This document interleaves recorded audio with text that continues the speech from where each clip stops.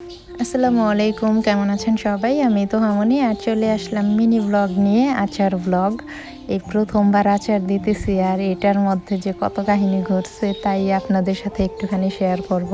আর আচারের জন্য সরষা ব্লেন্ড করা হইতেছিল। ব্লেন্ডারে দেওয়ার পরে আমার আসলে কখনো সরষা ব্লেন্ড করা হয় নাই, কোনো আইডিয়া নাই সরষা যে ফুলে যায় একটু পরপর, যেমন বাটলে নাকি তখনও অনেক বেশি হয়ে যায় সরষা, ঠিক সেই রকমই।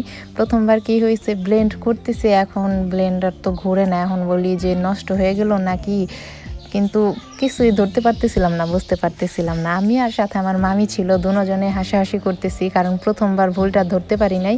পরে দেখলাম যে অনেক বেশি পানি দিতে হবে, কারণ একটু পর পর সরষা ফুলে অনেক বেশি হয়ে যায়, এর জন্য মেশিনটা আটকে যায়।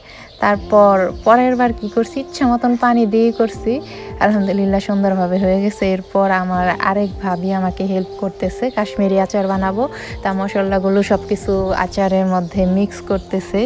তা এটা ভাবি প্রথমে আচারটা দিছে, দেওয়ার পর আমার অনেক বেশি ভালো লাগছে। দেখার পর বললাম যে ভাবি আমিও এটা দেবো, কীভাবে কি আমাকে একটু হেল্প করবেন? পরে বলল যে ঠিক আছে, সমস্যা নেই, তুমি কবে দিবা, আমি আসি।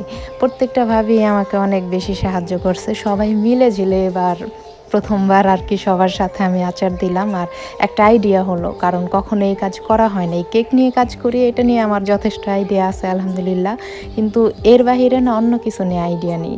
আর আচারগুলো কেমন হলো?